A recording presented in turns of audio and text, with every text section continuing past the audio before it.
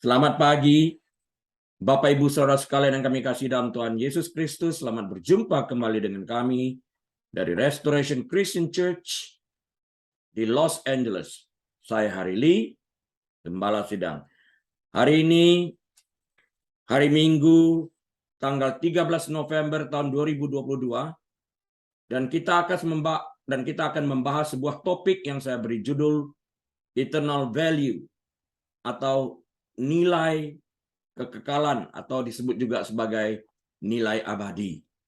Dan akan kita ambil dari kitab Injil Yohanes, pasal yang ketiga, ayat yang ke-16. Mari kita awali dengan doa. Tuhan Yesus, kami berterima kasih untuk kebenaran firman-Mu yang memerdekakan kami. Engkau adalah firman Allah yang hidup, yang turun ke dunia menjadi daging, diam di tengah-tengah kami. Kami berterima kasih untuk segala sesuatu yang sudah, yang sedang, dan yang akan Tuhan kerjakan di dalam kehidupan kami pribadi lepas pribadi. Berbicaralah Tuhan, kami siap menerimanya dengan hati penuh dengan ucapan syukur. Di dalam nama Tuhan kami, Yesus Kristus. Haleluya. Amin. Baik Bapak Ibu Saudara sekalian, mari kita buka Alkitab kita kepada kitab Injil Yohanes, pasal yang ketiga, ayat yang ke-16. Dan sebagian besar dari kita barang tentu hafal akan ayat yang sangat terkenal ini. Mari saya bacakan bagi kita sekalian. Karena begitu besar kasih Allah akan dunia ini, sehingga ia telah mengaruniakan anaknya yang tunggal, supaya setiap orang yang percaya kepadanya tidak binasa, melainkan beroleh kehidupan yang kekal. Amin. Nah, sesuai dengan topik kita, nilai abadi atau nilai kekekalan itu sendiri, pertanyaan pertama yang harus kita ajukan adalah, seberapakah harga nyawa seorang manusia? Pertanyaan ini sering diperdebatkan dalam berbagai kasus, dari aborsi hingga eutanasia. Di dalam Alkitab kita melihat contoh yang jelas tentang orang gila yang setannya diusir dan memohon agar dimasukkan ke dalam babi, sekitar 2.000 ekor babi. Begitu besar nilai kekekalan yang kita lihat. Bahkan Yesus, karena nilai yang begitu tinggi yang dilihatnya di dalam kehidupan manusia yang diciptakannya segambar dengan wajah Allah itu sendiri, rela mati di kayu salib untuk menebus dosa. Dia mati dalam penuh kesakitan akibat dosa itu sendiri. Disalibkan, dipakukan. Kita tahu bagaimana meninggal proses akibat daripada penyaliban itu sendiri. Full of excruciating pain that he endured 2,000 years ago. Di dalam setiap pernapasannya, karena dia harus berjuang naik turun di kayu salib untuk membantu otot pernapasannya, diafragmanya. Sementara tangannya dipakukan, menusuk median nerve-nya. Sakit. Kalau kita memikirkan hal itu, tentang kesakitan yang dialaminya, kita mengerti harga kekekalan yang ingin ia sampaikan dalam berita pesan salib ini kepada kita. Menjelang zaman akhir yang nyata di depan mata kita ini, saya mengajak semua kita untuk kembali memandang kepada salib Kristus yang penuh dengan penderitaan ini, agar kita mengerti nilai kekekalan yang Tuhan cantumkan di dalam hati kita yang percaya kepadanya. Mati bagi seorang manusia, Hari Lee, seorang manusia, Lina Lee, Shannon Lee, Jeniana Boone, Lisa, dan sebagainya. Dia menanamkan nilai kekekalan itu di dalam setiap pribadi lepas pribadi. Namun, kita melihat begitu banyak orang yang mengabaikan kehidupan tersebut melalui aborsi, pembunuhan, dan sebagainya. Bagaimana kita dapat mengetahui bahwa setiap orang memiliki nilai yang istimewa? Apa yang membuktikan bahwa setiap orang, baik laki-laki maupun perempuan ataupun anak-anak, benar-benar berharga? Buktinya apa di dalam hal ini? Kita dapat mengetahui nilai satu jiwa karena apa yang Yesus Kristus lakukan di kayu salib yang saya sampaikan beberapa menit yang lalu. Kisah berikut dimuat dalam majalah Church Herald. Saya membaca di sana dan saya kutipkan cerita ini dalam terjemahan bebas bahasa Indonesianya. Muretus, seorang cendekiawan Kristen pada abad ke-16. Ia jatuh sakit ketika sedang dalam sebuah perjalanan. Ingat, ini abad ke-16. Para dokter pada waktu itu yang dipanggil untuk merawatnya tidak mengenal siapa Muretus ini. Ditambah lagi penampilannya yang tidak jauh berbeda dengan kebanyakan orang-orang yang ada di sekitarnya. Karena itu para dokter ini berkata, mari kita lakukan sebuah eksperimen terhadap Muretus. Karena tampaknya ia bukan orang penting. Muretus mendengarnya dan berkata kepada para dokter yang mengatakan hal-hal seperti itu. Jangan pernah menganggap siapapun rendah. Karena Kristus telah mati bagi setiap manusia. Rasul Paulus, Bapak Ibu Saudara sekalian, berkata bahwa Kristus telah mati untuk semua orang. Seperti yang tertulis dalam 2 Korintus 5 ayat yang ke-15. Yesus berkata bahwa karena kasih Allah akan dunia ini, maka Allah Bapa mengutus anaknya untuk mati di kayu salib. Kalau dikatakan mengasihi dunia ini, bukan berarti dunia di mana kita tinggal, bumi. Sesuai dengan Yohanes 3:16 yang dikasih itu adalah orang berdosa. Karena dalam Yohanes 3:16 dikatakan, supaya setiap orang yang percaya kepadanya tidak binasa. Bumi tidak dapat percaya. Yang memiliki kepercayaan atau dapat memiliki rasa percaya adalah manusia. Dalam ini ditunjuk kepada orang berdosa. Supaya mereka tidak binasa, mereka berkewajiban untuk percaya kepada Yesus sebagai Tuhan dan Juru Selamat mereka. Yesus berkata bahwa karena kasih Allah akan dunia ini, maksudnya kepada orang-orang berdosa, maka Bapaknya mengutusnya untuk mati di kayu salib demi untuk membayar upah dosa tersebut yang ditanggungkan kepadanya. Jadi bila Kristus telah memberikan nyawanya agar setiap orang dapat diampuni melalui iman kepadanya, maka dapat dikatakan bahwa nilai setiap orang memang jauh lebih tinggi dari apa yang dapat kita bayangkan. Dia telah mati bagi semua orang yang percaya kepadanya. Yang berarti dia telah mati bagi setiap individu, lepas individu yang mengambil keputusan untuk percaya kepadanya. Itu berapa banyak orang sejak 2000 tahun yang lalu, miliar orang yang telah ditebus oleh darahnya. Hal ini menunjukkan kepada kita betapa tingginya nilai satu jiwa. Nilai ini terlihat jelas dari apa yang Yesus lakukan bagi orang-orang yang beriman kepadanya. Ia meninggalkan sorga, datang ke dunia dalam wujud manusia. Ia rela menderita, bahkan disalibkan di antara dua orang penjahat. Dari apa yang Yesus kerjakan ini, terlihat nilai abadi atau nilai kekekalan yang ada di dalam kehidupan setiap manusia yang diciptakannya. Dia melihat sebuah gambaran yang jauh lebih besar daripada dirinya yang berada di surga. Dia rela meninggalkan bentuk rohnya, mengambil wujud seorang manusia, bahkan menjadi Manusia yang bukan hanya sekedar manusia, tapi menjadi seorang hamba. Dilarikan di kandang domba, mati di antara penjahat, begitu rendah dan hinanya. Karena dia melihat sesuatu gambaran yang lebih besar, yaitu jiwa-jiwa yang tanpa karya penebusannya di kayu salib selamanya akan terhilang di dalam kekekalan api neraka. Semuanya ini dilakukannya karena ia tidak menghendaki seorang pun terhilang dan masuk neraka. Alkitab mencatat dalam bahasa Inggris that none should perish.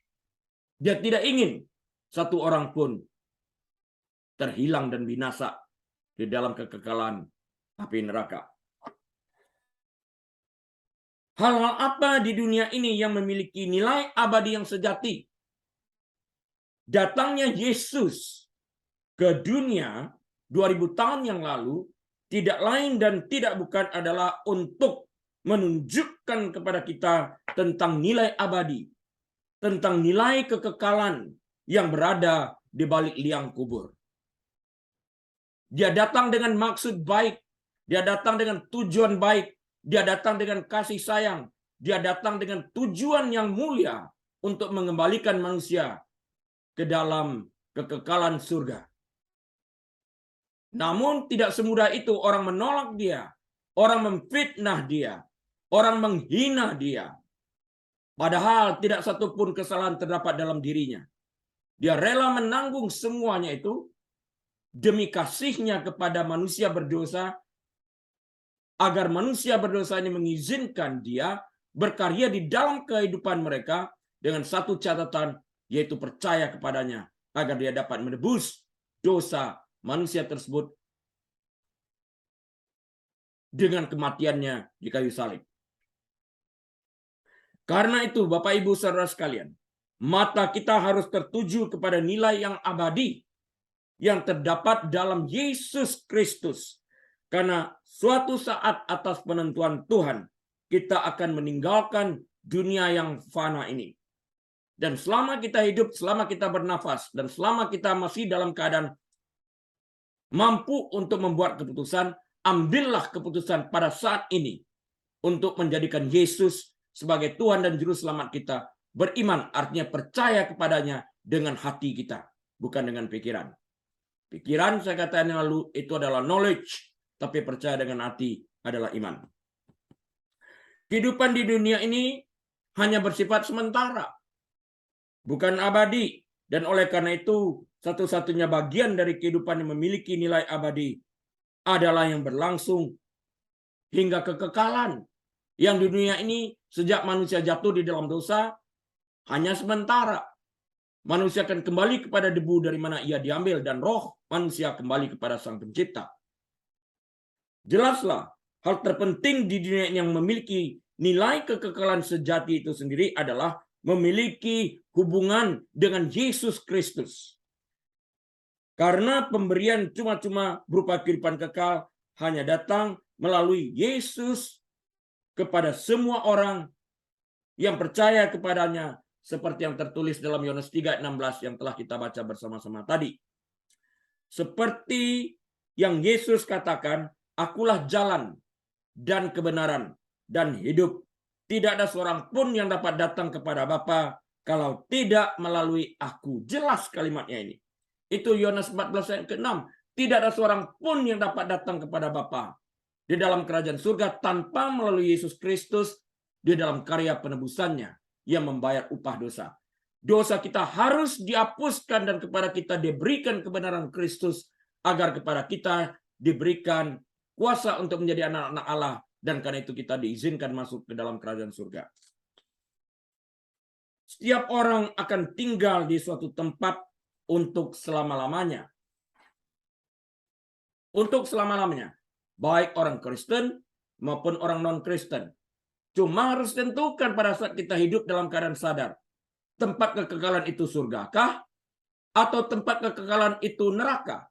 Pilihan ada pada kita. Harus ingat, Tuhan tidak pernah mengirimkan siapapun juga masuk ke dalam neraka. Itu adalah pilihan individu lepas individu. Dan satu-satunya tujuan kekal selain yang ada di surga bersama Kristus adalah memberi hukuman kekal bagi mereka yang menolak Kristus sebagai Tuhan dan Juru Selamat mereka, seperti yang tertulis dalam kitab Injil Matius pasal yang ke-25 ayat yang ke-46.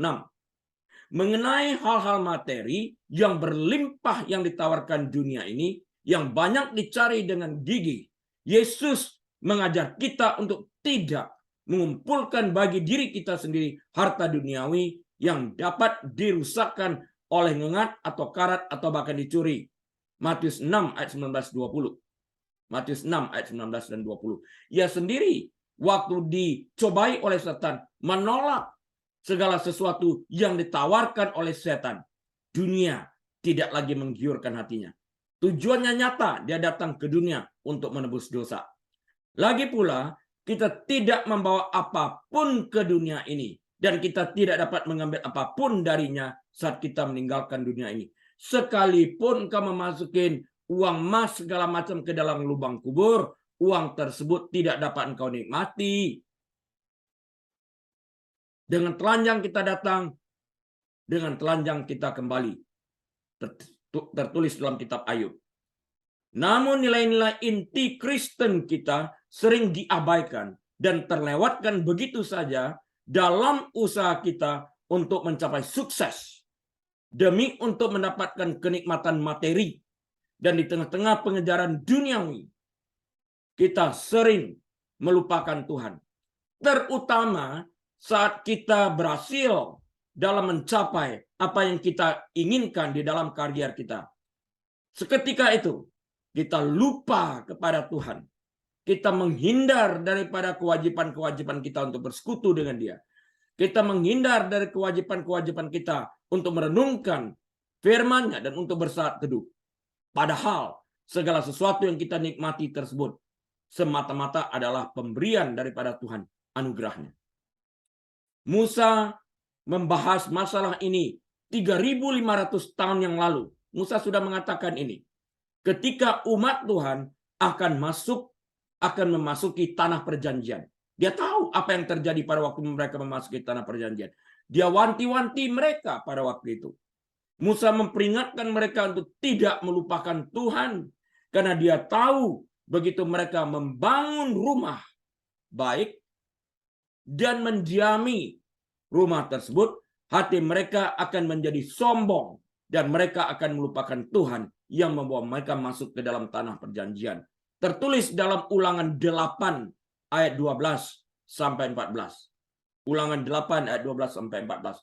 Sebelum ada pekerjaan, sewaktu kita susah, kita merenungkan, Tuhan berikan aku pekerjaan, Tuhan berikan aku berkat, sehingga aku dapat menikmati kehidupan. Waktu berkat datang, kita lupa kepada si pemberi berkat. Kita memberi 1000 macam alasan untuk membenarkan diri kita di dalam hal ini.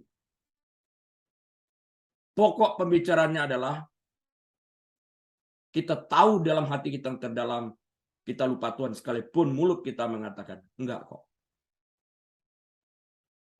Tentu saja tidak ada nilai abadi dalam menjalani kehidupan kita ini untuk diri kita sendiri. Kita tidak dapat menjalani hidup kita untuk diri kita sendiri.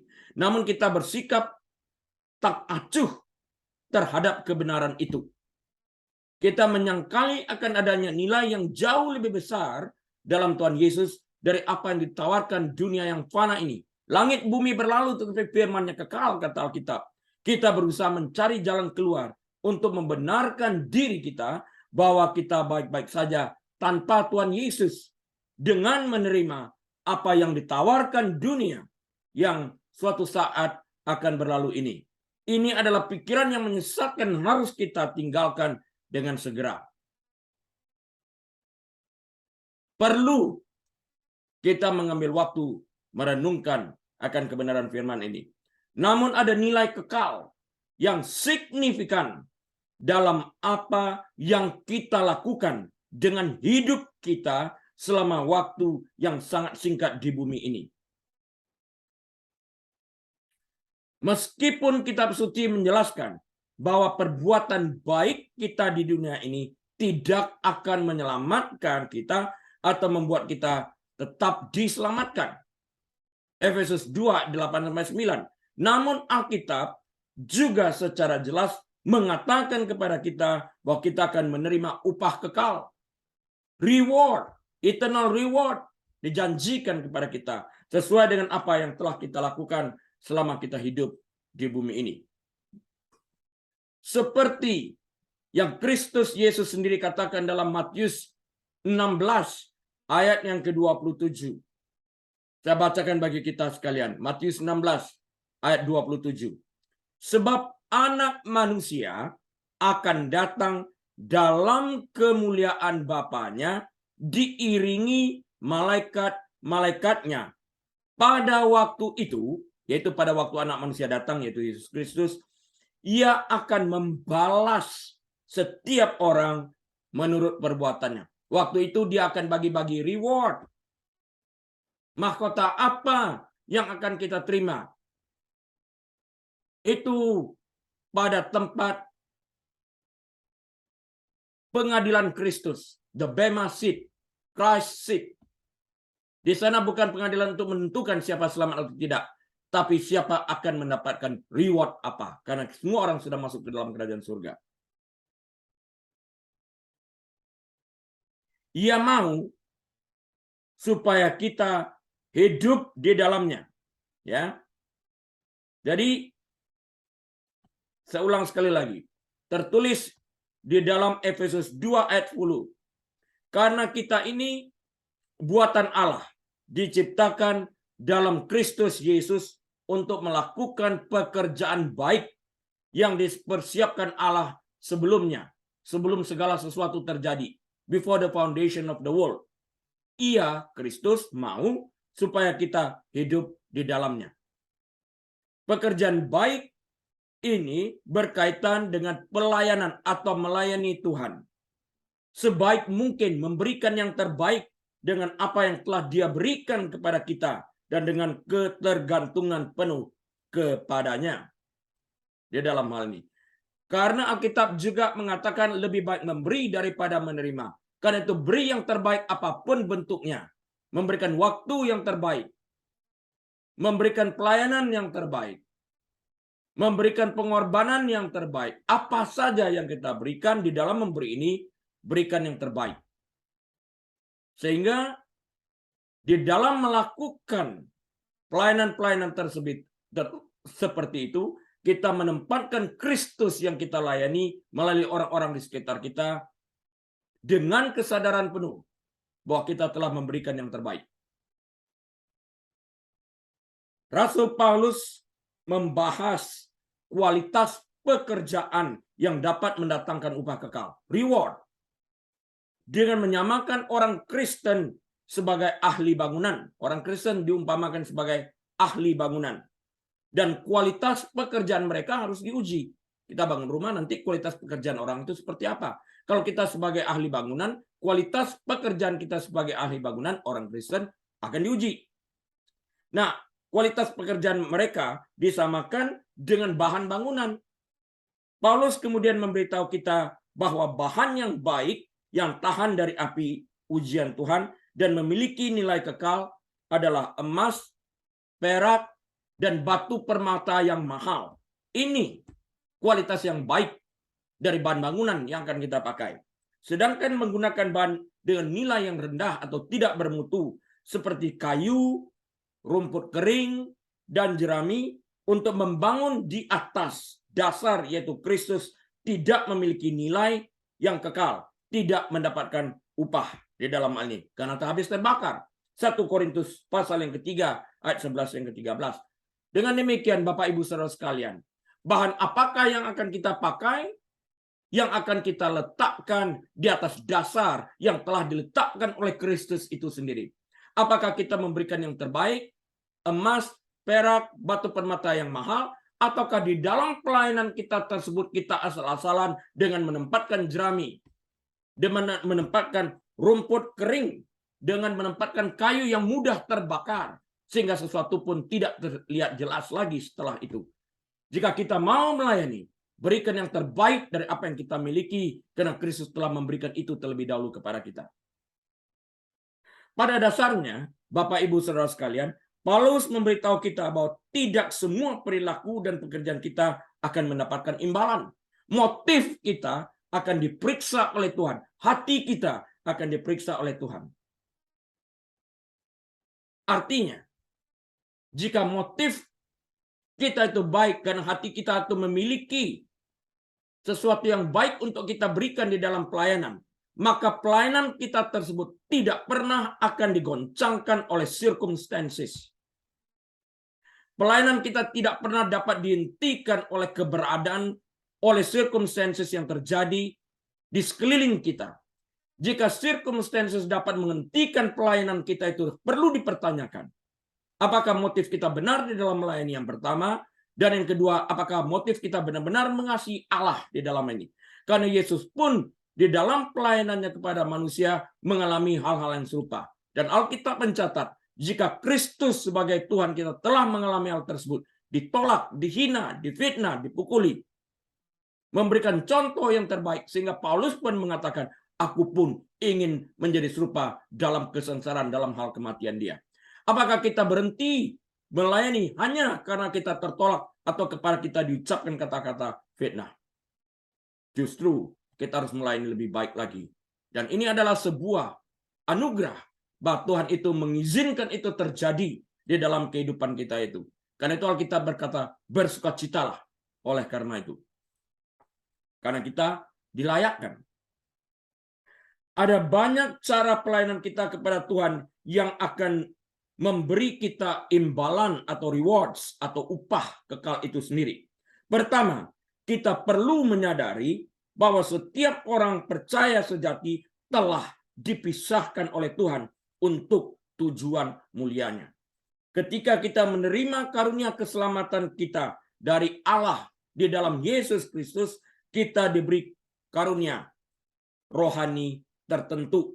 Tertulis dalam 1 Korintus 12 ayat yang ke-7 dan ayat yang ke-11. Apapun karunia itu, karunia yang berasal dari Tuhan itu baik adanya. Karena Tuhan memberikan karunia itu bukan untuk pribadi kita, tapi dapat kita pakai untuk melayani orang-orang di sekeliling kita. Karena Tuhan mengetahui kita harus mengembalikan talenta tersebut, gift tersebut yang Tuhan berikan kepada kita, karunia rohani tersebut. Dan jika kita menganggap karunia rohani kita tidak berarti, kita berpikir kita mau yang lain dah, padahal Tuhan memberikan itu kepada kita. Ketahuilah bahwa Tuhan mengetahui kita lebih baik daripada kita mengetahui diri kita sendiri. Nah, jika kita menganggap karunia rohani kita tidak berarti, kita perlu mengingat bahwa seperti yang dikatakan Paulus kepada jemaat di Korintus, tubuh Kristus terdiri daripada banyak bagian. Dan Allah telah mengatur bagian-bagian dalam tubuh masing-masing seperti yang Ia inginkan. Dan bagian-bagian tubuh yang tampaknya lebih lemah justru sangat diperlukan.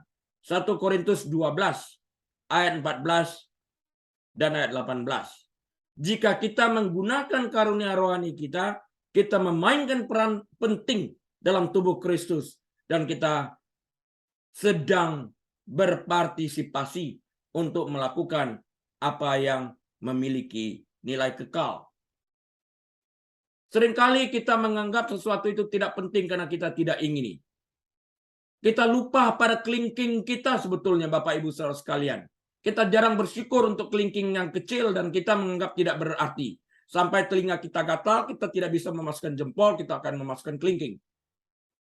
Nggak mungkin orang telinganya gatal masukin jempol, nggak mungkin. Nggak bakal masuk.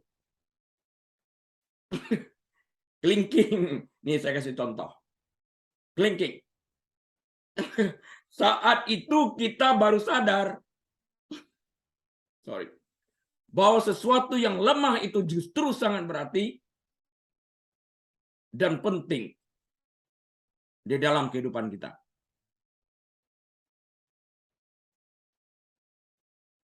Jika kita menggunakan karunia rohani kita, kita memainkan peran penting dalam tubuh Kristus dan kita sedang berpartisipasi untuk melakukan apa yang memiliki nilai kekal. Setiap anggota tubuh Kristus dapat memberikan kontribusi yang berarti ketika kita dengan rendah hati berusaha membangun tubuh Kristus dan memuliakan Tuhan. Memang Setiap hal kecil dapat menambah mosaik indah dari apa yang Tuhan dapat lakukan ketika kita masing-masing melakukan bagian kita. Perhatikan itu, mosaik itu kalau kita tanamkan bersama-sama menjadi sebuah gambaran yang indah. Ingatlah, di bumi Kristus tidak memiliki tubuh selain tubuh kita. Tidak ada tangan lain selain tangan milik kita. Maukah kita menjadi tangan Kristus? Tidak memiliki kaki selain milik kita. Maukah kita menjadi kaki bagi Kristus? Karunia rohani adalah cara Tuhan memberikan kasih karunia-Nya kepada orang lain melalui kita. Pertanyaannya, maukah kita, siapkah kita menjadi saluran, dipakai sebagai saluran berkat untuk memberkati orang-orang lain yang telah ditentukan oleh Kristus?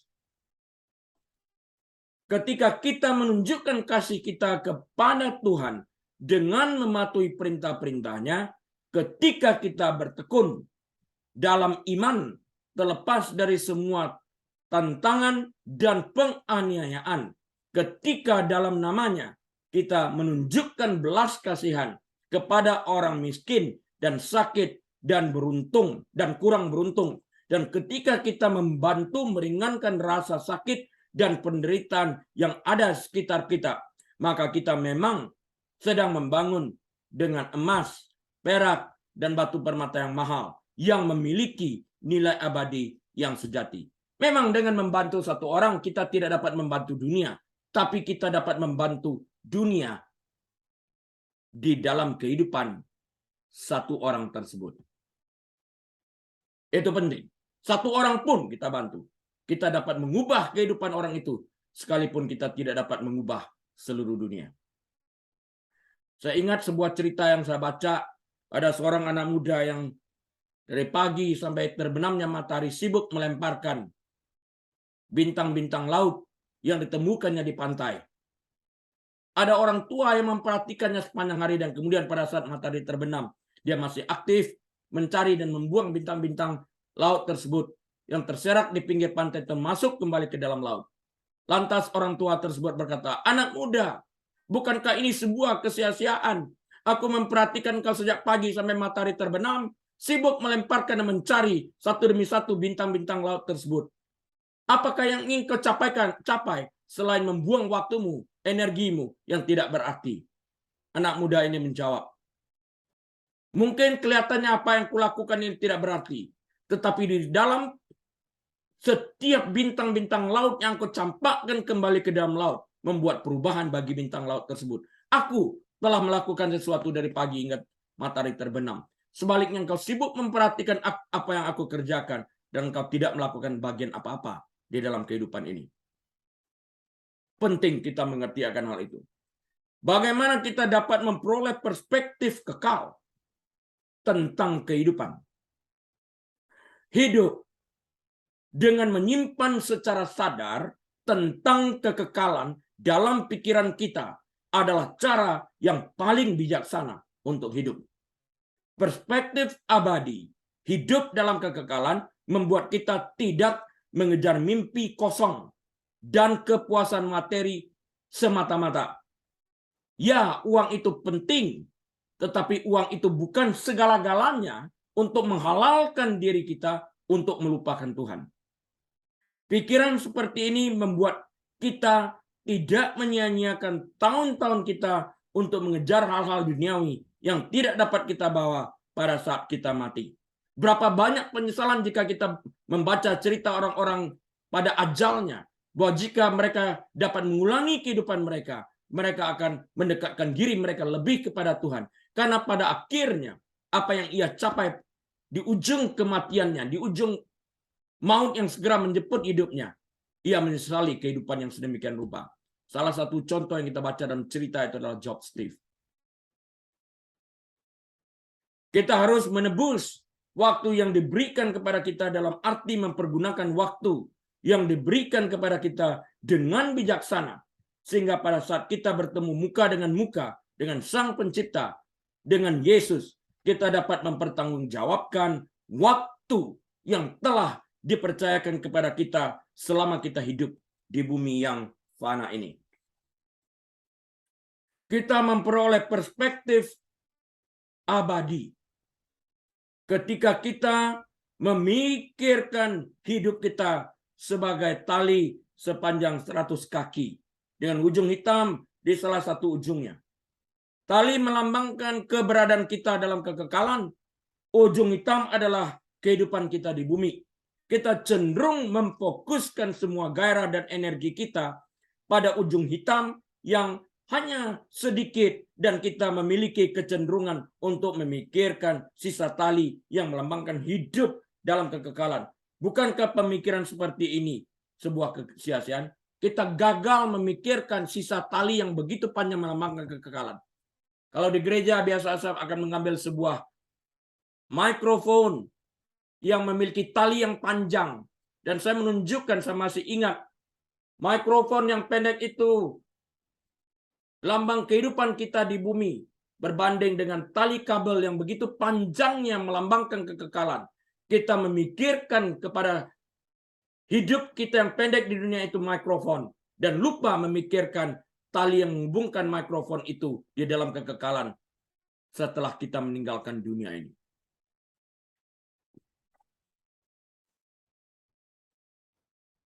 Pemikiran yang sia-sia untuk berfokus kepada yang sementara.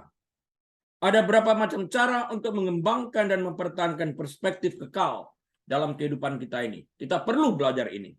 Yang pertama, pastikan kita telah dilahirkan kembali. We need to be born again. Ini perkataan Yesus. Tertulis juga dalam Yohanes 3, ayat yang ketiga. Kekekalan menanti kita semua. Kekekalan dalam neraka atau kekekalan dalam surga.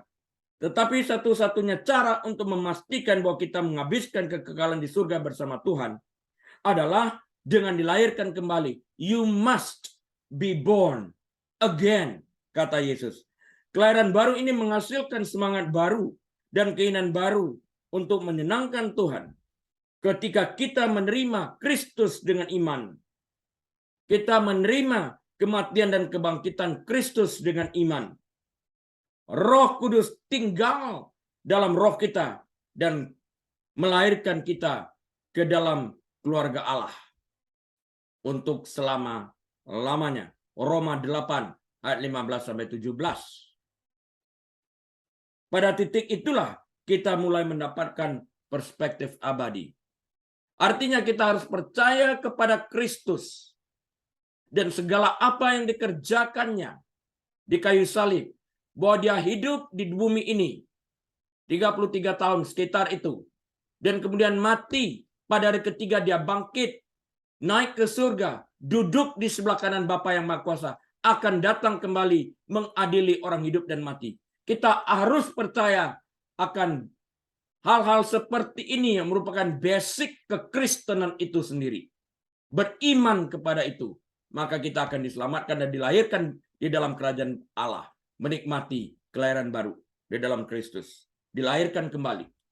Yang dilahirkan itulah roh kita. Seketika, in an instant, our spirit is quickened. Dibangunkan kembali yang tadinya mati di dalam dosa. Namun pikiran kita, Paulus mengatakan, kerjakanlah keselamatanmu. Setelah kita selamat, kita harus melakukan bagian-bagian yang harus kita lakukan untuk mengubah sikap dan karakter kita ini. Yang sering saya sampaikan itu, Paulus katakan, jika mencuri, berhenti mencuri, mulai bekerja, hasilkan pendapatan dengan jujur, bantu orang-orang miskin. Sebuah progres. Cara yang kedua untuk mengembangkan dan mempertahankan perspektif kekal tentang kehidupan adalah kita harus dipenuhi dengan Roh Kudus. Kisah Para Rasul 4 ayat 31, Efesus 5 ayat ke-18. Kita menerima Roh Kudus sebagai hadiah pada saat kita diselamatkan. Roh Kudus menetap, mengalir, masuk, inflow, masuk ke dalam hati kita, di dalam spirit kita, di dalam roh kita. Diam di sana. Kisah Para Rasul 2 ayat 38. Roh Kudus ini yang mengingatkan kita setiap saat. Jika ada bisikan untuk berbuat dosa masuk ke dalam pikiran kita, Roh Kudus akan mengingatkan ayat-ayat kepada kita. Dan ini hanya dimungkinkan jika kita membaca Alkitab. Bagaimana Roh Kudus bisa mengingatkan kalau kita tidak pernah merenungkan Alkitab? Roh Kudus tetap tinggal dalam roh kita dan dia terus bekerja dalam hidup kita selama kita hidup di dunia ini. untuk mendekatkan kita kepada Tuhan melalui firman yang telah kita renungkan. Namun sejauh mana kita menyerahkan diri kita pada pekerjaan transformasinya adalah sejauh mana kita dapat hidup dengan perspektif kekal. Maukah kita bekerja sama dengan Roh Kudus itu yang berkeinginan untuk melakukan transformasi di dalam kehidupan kita? Sejauh mana kita mengizinkan Roh Kudus tersebut bekerja berkarya di dalam kehidupan kita? Ataukah ada bagian kehidupan yang kita pertahankan tanpa kita mengizinkan Roh Kudus untuk melakukan transformasi? Maka kita tetap di dalam kelemahan untuk bagian area-area tertentu. Ketika kita dipenuhi dengan Roh Kudus, kita sepenuhnya berserah kepadanya. Hidup dipimpin oleh Roh Kudus. Walk in the Spirit. Dia memiliki kendali atas kita. Galatia 5:16 mengatakan bahwa jika kita hidup oleh Roh, kita tidak akan menuruti keinginan daging kita. Pemuasan diri yang penuh dosa, yang terfokus pada hal-hal duniawi, tidak dapat hidup berdampingan dengan perspektif kekal. Solusi untuk keegoisan adalah dengan berserah kepada Roh Kudus. Roh penurut tetapi daging lemah. Karena itu kita harus konsentrasi kepada pekerjaan Roh Kudus yang berada di dalam hati kita. Yang ketiga itu adalah simpan harta di surga, kata Alkitab. Yesus berkata, janganlah kamu mengumpulkan harta di bumi. Di bumi ngengat dan karat merusakkannya dan pencuri membongkar serta mencurinya. Matius 6 ayat 20. Tetapi kumpulkanlah bagimu harta di sorga. Di sorga ngengat dan karat tidak merusakkannya dan pencuri tidak membongkar serta mencurinya. Matius 6 ayat 21. Karena di mana hartamu berada, di situ juga hatimu berada. Saya kutip dari Matius 6 ayat 19 sampai 21. Harta yang kita simpan untuk kekekalan adalah hal-hal yang kita lakukan bagi Kristus selama kita hidup di bumi ini. Bahkan menawarkan secangkir air sejuk kepada sesama kita akan mendapatkan upah. Seperti yang tertulis dalam Matius 10 ayat 42. Barang siapa memberi air sejuk secangkir saja pun kepada salah seorang yang kecil ini, karena ia muridku, aku berkata kepadamu, sesungguhnya ia tidak akan kehilangan upahnya daripadanya, hanya karena memberikan secangkir air sejuk. Perspektif kekal adalah perspektif yang telah beralih dari perhatian duniawi ke surgawi dan menginvestasikan waktu, energi, dan sumber daya dalam kerajaan Allah. Yang keempat, luangkan waktu dengan Tuhan dan firman-Nya.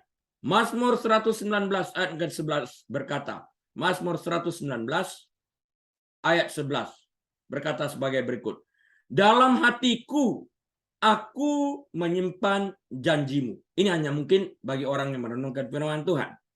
Kalau nggak merenungkan, bagaimana bisa menyimpannya dalam hati? Supaya aku jangan berdosa terhadap engkau. Tujuannya supaya jangan turut kepada kehendak daging untuk berdosa. Itu tujuan menyimpan firman Tuhan dalam hati. Kita tidak akan mengharapkan mobil kita menempuh ribuan mil hanya dengan satu kali mengisi tangki bensin kita penuh. Lantas kita selamanya nggak perlu lagi. Enggak seperti itu. Namun kita sering berpikir, Bapak Ibu Saudara sekalian, doa singkat atau ayat-ayat Alkitab yang kita tweet atau kita baca dari tweet ayat Alkitab yang orang sampaikan, kita berpikir kita dapat mempertahankan perspektif kekal selama berminggu-minggu, selama berbulan-bulan, bertahun-tahun, atau bahkan sampai kita mati tanpa perlu membaca Alkitab lagi. Nggak mungkin. Bensin aja setiap kali harus kita isi kok untuk mau berjalan lagi mobilnya. Kenapa kita harus berpikir oke dengan tidak membaca Alkitab atau hanya sesekali? Kita perlu mengisi ulang firman Tuhan yang adalah kebenaran secara terus-menerus. Roma 12 ayat 1-2 menyebutnya pembaharuan budi. Renew your mind. Roma 12 ayat 2. Menghabiskan waktu di hadirat Tuhan, mengundang Dia untuk mengungkapkan area kehidupan kita yang tidak kita serahkan kepadanya. Kita mengenal dan mengakui dosa kita, dan kemudian menggantikan kebohongan yang kita percayai dengan kebenarannya. Firman yang membersihkan setiap dosa setiap noda dosa yang terdapat dalam hati kita secara terus-menerus ini.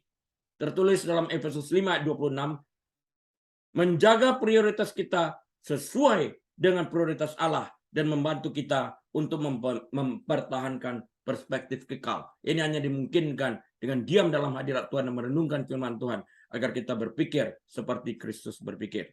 Yang kelima, tetap sadar akan kenyataan bahwa dunia ini bukan segala-galanya, hanya sementara.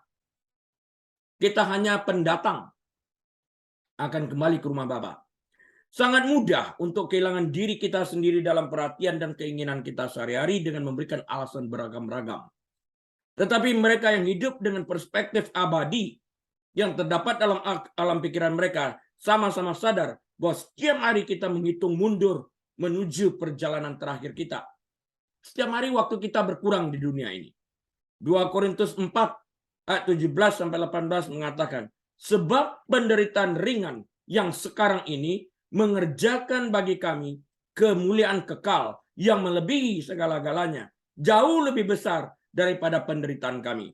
Ayat 18, sebab kami tidak memperhatikan yang kelihatan, melainkan yang tidak kelihatan.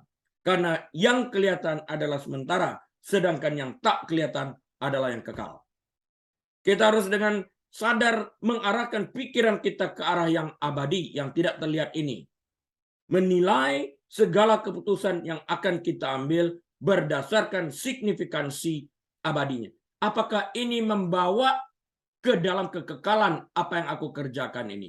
Setelah itu kita bertanya, jika sesuatu yang aku kerjakan ini membawa ke dalam kekekalan, kekekalan yang mana? Kekekalan surgawi kah? Atau kekekalan neraka? Orang yang hidup di dalam perzinahan, ia membawa juga kekekalan ke dalam neraka. Orang yang melakukan segala kebaikan yang dapat dipuji yang berasal dari atas sesuai dengan Filipi 4 yang ke-8 akan membawa ke dalam kekekalan surgawi. Kolose 3 ayat 1-3 mengatakan, karena itu, kalau kamu dibangkitkan bersama dengan Kristus, carilah perkara yang di atas, di mana Kristus duduk, di mana Kristus ada, duduk di sebelah kanan Allah. Yang kedua, pikirkanlah perkara yang di atas dan bukan yang di bumi. Ayat yang ketiga, sebab kamu telah mati dan hidupmu tersembunyi bersama-sama dengan Kristus di dalam Allah. Tuhan telah memerintahkan agar kita hidup dengan perspektif yang kekal. Jika memang perspektif abadi datang secara alami, Tuhan tidak perlu memerintahkannya. Tidak datang secara alami, kita berjuang untuk memikirkan perspektif kekal. Jadi kita harus memilih untuk terus-menerus mengarahkan pikiran kita pada hal-hal di atas. Saat kita mengembangkan kebiasaan untuk mengarahkan pikiran kita pada hal-hal yang kekal, kita mulai menangani hal-hal yang secara berbeda dari mereka yang memiliki perspektif yang terikat pada dunia ini. Ketika pola pikir kita terarah sedemikian rupa, memikirkan tentang sesuatu yang abadi, memikirkan sesuatu kekekalan di balik lubang kubur, maka hal tersebut menjadi bagian di dalam kehidupan kita. Lifestyle kita akan berubah di dalam hal ini. Orang lain suatu saat akan bertanya, bagaimana aku juga dapat memperoleh perspektif hidup yang kekal yang kau tunjukkan dalam kehidupan keseharianmu. Pertanyaan berikut yang harus kita jawab adalah, bagaimana cara kita menjalani hidup kita untuk Tuhan agar kita dapat mempertahankan nilai-nilai kekekalan ini. Tuhan telah memberi kita beberapa petunjuk yang sangat jelas dalam firman-Nya tentang bagaimana kita harus hidup bagi Tuhan. Ini termasuk perintah untuk saling mengasihi. Yohanes 13 ayat 34 dan 35. Panggilan untuk mengikuti Dia dengan mengorbankan keinginan kita sendiri. Matius 16 ayat 24. Nasihat untuk memperhatikan yatim piatu dan para janda. Yakobus 1 ayat 27. Dan peringatan untuk tidak terjerumus ke dalam perbuatan dosa seperti orang yang tidak mengenal Tuhan, tertulis dalam 1 Tesalonika 5 ayat yang ke-6 sampai 8. Yesus menyimpulkan kehidupan yang dijalani bagi Allah ketika seorang ahli hukum bertanya kepadanya tentang perintah-perintah yang paling penting. Nah, dalam Markus pasal yang ke-12 ayat 29 sampai 31, Markus 12 ayat 29 sampai 31 mencatat. Yesus menjawab, hukum yang terutama ialah, dengarlah, hai orang Israel, Tuhan Allah kita itu Esa. Kasihilah Tuhan Allahmu dengan segenap hatimu, dan dengan segenap jiwamu, dan dengan segenap akal budimu, dan dengan segenap kekuatanmu. Ayat 31. Dan hukum yang kedua ialah, kasihilah sesama manusia seperti dirimu sendiri. Tidak ada hukum lain yang lebih utama daripada kedua hukum ini. Markus 12 ayat 29 sampai 31. Doa Yesus sebelum penyalipannya juga menjelaskan tujuan hidup ini. Merujuk kepada orang-orang percaya, Yesus berdoa dalam Yohanes 17 ayat 22 sampai 26. Dan aku telah memberikan kepada mereka kemuliaan yang kau berikan kepadaku, supaya mereka menjadi satu, sama seperti kita adalah satu. Ayat 23. Aku di dalam mereka dan engkau di dalam aku, supaya mereka sempurna menjadi satu. Agar dunia tahu bahwa engkau telah mengutus aku dan bahwa engkau mengasihi mereka sama seperti engkau mengasihi aku. Ayat 24. Ya Bapa, aku mau supaya dimanapun aku berada, mereka juga berada bersama-sama aku. Tidak terpisahkan. Mereka yang telah engkau berikan kepadaku, agar mereka memandang kemuliaanku yang telah engkau berikan kepadaku. Sebab engkau telah mengasihi aku sebelum dunia dijadikan. Ayat 25. Ya Bapa yang adil, memang dunia tidak mengenal engkau, tetapi aku mengenal engkau. Dan mereka ini tahu bahwa engkau yang telah mengutus aku. Ayat 26. Dan aku telah memberitahukan namamu kepada mereka, dan aku akan memberitahukannya, supaya kasih yang kau berikan kepadaku ada di dalam mereka, dan aku di dalam mereka. Keinginan Yesus, Bapak Ibu Saudara sekalian, adalah untuk menjalin hubungan dengan kita dan mempersatukan kita dengan Bapa di dalam Dia. Inilah nilai kekekalan itu. Inilah nilai abadi itu. Saat kita membaca Alkitab, kita akan menemukan bahwa tujuan utama manusia diciptakan adalah untuk memuliakan Tuhan dan menikmati Dia selamanya. Bersatu dengan Dia di dalam kekekalan di surga. Hidup yang dijalani harus untuk Tuhan. Memuliakan Tuhan. Kita mengejar Tuhan dengan seluruh keberadaan kita. Hati, jiwa, pikiran, dan kekuatan kita. Kita tinggal di dalam Kristus, dan karena itu bertindak seperti Dia dengan mengasihi orang lain. Dengan melakukan itu, kita membawa kemuliaan bagi namanya dan juga menikmati hubungan yang untuknya kita diciptakan. Mereka yang ingin hidup bagi Tuhan harus mencari Dia dan di dalam firman-Nya, harus mencari Dia di dalam firman-Nya. Kita harus mencari tuntunan Roh Kudus untuk menerapkan firman dalam hidup kita. Hidup bagi Tuhan berarti menyerahkan diri kita sendiri dan menginginkan kehendak Tuhan di atas segala-galanya. Saat kita semakin dekat dengan Tuhan dan semakin mengenalnya, keinginannya secara alami akan menjadi milik kita. Saat kita dewasa secara rohani, keinginan kita untuk mematuhi perintah Tuhan meningkat seiring dengan meningkatnya cinta kita kepadanya. Seperti yang Yesus katakan, jikalau kamu mengasihi aku, kamu akan menuruti segala perintahku.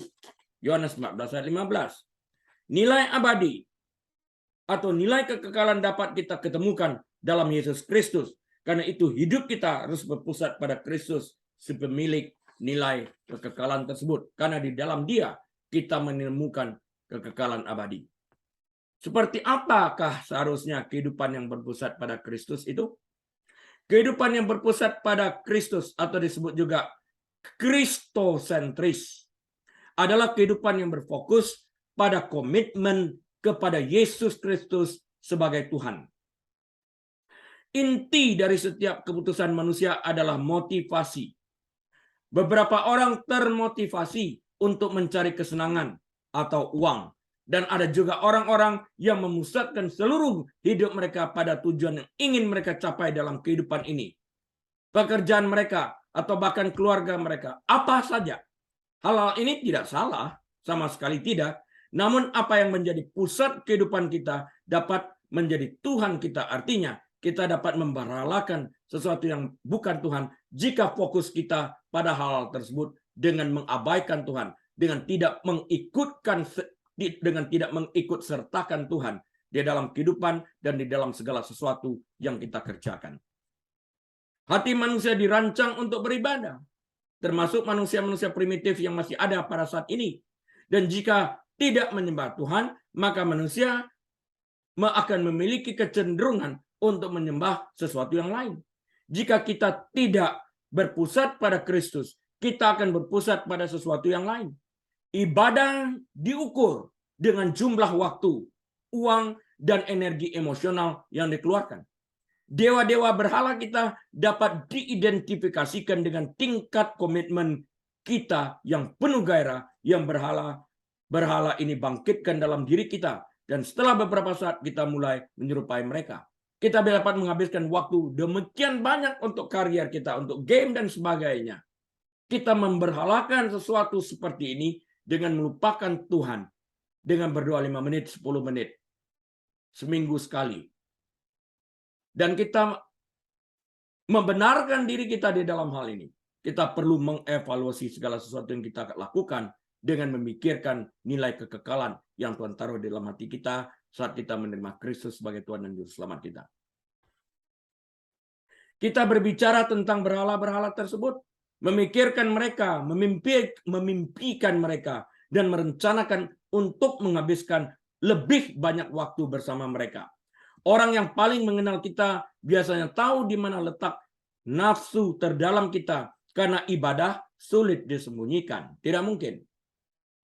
Apakah kita mengajar segala kesia-siaan, yaitu segala sesuatu yang tidak berdampak dalam kehidupan kekal, dengan menomorduakan Tuhan dalam hidup yang sementara ini? Bagi saya selaku hamba Tuhan, saya secara sadar memilih untuk mendedikasikan kehidupan saya untuk melayaninya dengan memberikan yang terbaik yang saya miliki sementara saya masih kuat. Akan datang saatnya saya tidak kuat lagi, namun yang terbaik telah diberikan. Memberikan pengetahuan, memberikan yang terbaik dari sisa waktu yang Tuhan percayakan kepada saya selama hidup di bumi ini.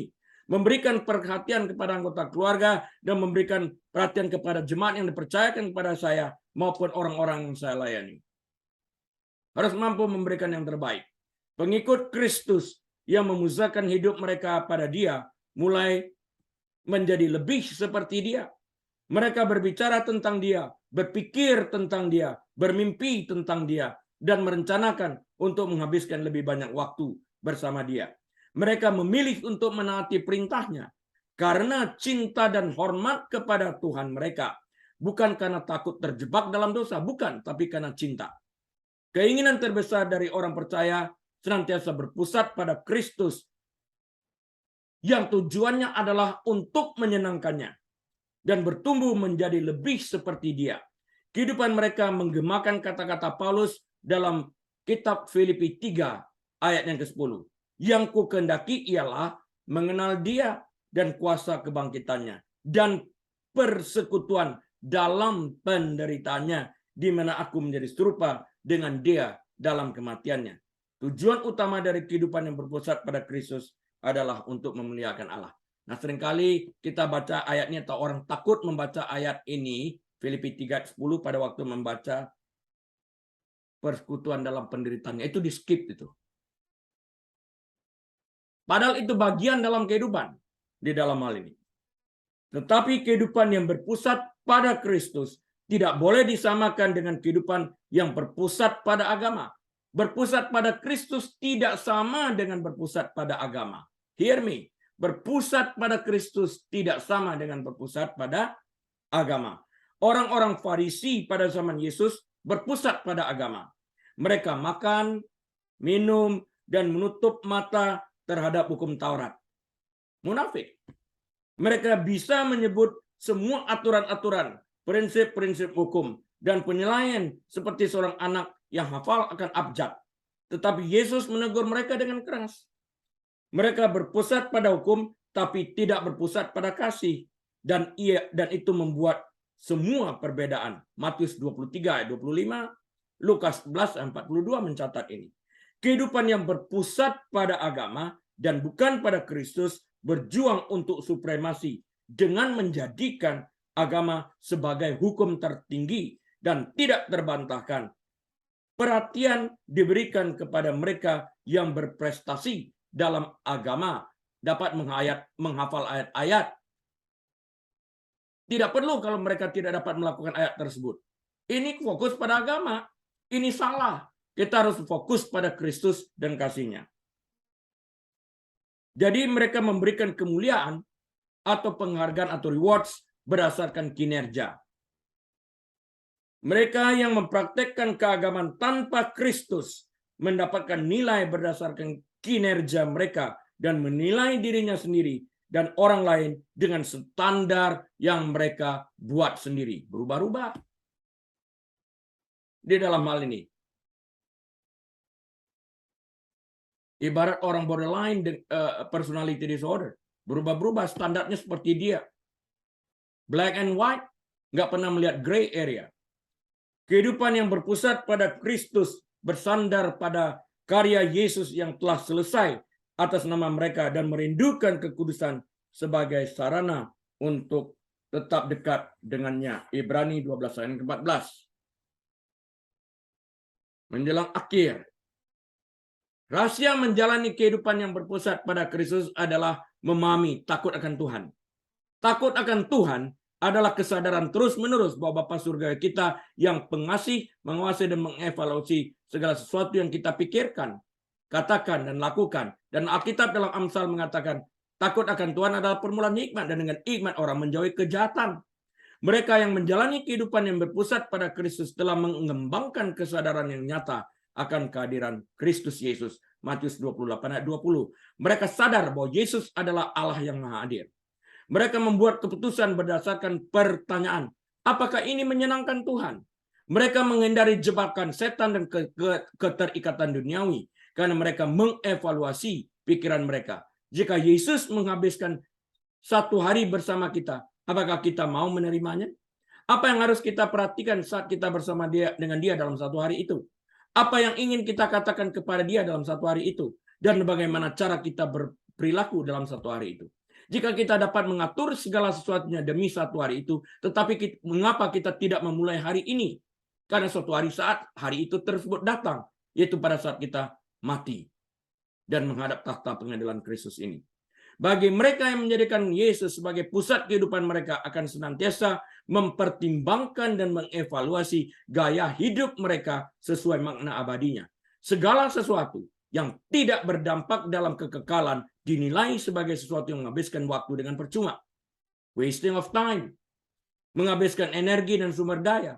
Hidup harus fokus pada sesuatu yang menyenangkan Kristus. Namun hidup dalam takut akan Tuhan membutuhkan komitmen yang sadar dan berkelanjutan untuk itu. Dan bahkan yang paling setia pun dapat gagal. Karena itu kita harus senantiasa fokus. Kesimpulan saya, summary saya, closing statement saya seperti ini. Tidak ada orang yang pernah menjalani kehidupan yang sempurna kecuali Yesus. Ibrani 4 ayat 15. Bahkan mereka yang sangat menginginkan kehidupan yang berpusat pada Kristus, suatu saat akan tersandung juga. Jatuh berdosa dan membuat keputusan daging di saat-saat kelemahan mereka. 1 Yohanes 1 ayat 8-10. Tetapi orang yang berpusat pada Kristus tidak dapat bertahan hidup dalam ketidakharmonisan dengan Allah dan akan segera mengakui dosa mereka, kegagalan mereka, dan dipulihkan ke dalam persekutuan dengan Kristus itu kembali. Proses hidup dalam keselarasan yang terus-menerus dengan Tuhan ini disebut pengudusan. Ini adalah proses seumur hidup di mana Allah membuat kita lebih seperti Yesus dari hari ke hari. Roma 8 ayat 29, Ibrani 12 ayat 14. Ketika kita menempatkan fokus dan perhatian kita sepenuhnya kepada Yesus, maka kita akan hidup baginya. Amin. Terima kasih Tuhan, kami telah mendengarkan sebagian kebenaran yang pasti memerdekakan kami. Hamba-Mu telah berhenti berbicara, tapi Engkau terus berkarya di dalam hati pribadi lepas pribadi ya Tuhan. Sampai kami bertemu kembali muka dengan muka. Teman yang dikasihi Tuhan, mari kita angkat tangan. dan wajah kita dan buka pintu hati dan terima berkat Tuhan. Biarlah Bapa Surgawi yang penuh kasih itu menyinari wajahnya atas setiap daripada kita. Membimbing kita ke arah tenang, bahkan membaringkan kita di padang berimpun hijau. Menyediakan hidangan bagi kita serta mengurapi kepala kita dengan minyak sehingga piala kita penuh melimpah. Maka engkau akan dijadikan kepala dan bukan ekor. Naik dan tidak pernah turun. Diberkati engkau saat engkau masuk. Diberkati engkau saat engkau keluar. Diberkati bakulmu. Diberkati tempat adonanmu. Diberkati kandunganmu. Diberkati pekerjaanmu. Diberkati pelayananmu. Diberkati kesehatanmu. Diberkati rumah tanggamu. Apa saja yang kau kerjakan, Tuhan yang membuat berhasil. Biarlah Bapa Surgawi sendiri membimbing kita senantiasa. Dan kita dapat membuka lembaran waktu kita dengan hati penuh dengan ucapan syukur dan terima kasih dengan hikmat marifat dari Bapa Surgawi. Damai sejahtera dari Tuhan Yesus Kristus dalam persekutuan yang manis dan erat bersama Tuhan Allah Roh Kudus saat ini sampai selama-lamanya. Di dalam nama Tuhan Yesus, bagi kita semua yang percaya dan menerima berkat berkata, amin. Tuhan Yesus memberkati. Atas seizin Tuhan, kita akan bertemu kembali minggu depan. Jangan lupa jalankan protokol kesehatan. Tuhan Yesus memberkati. Amin.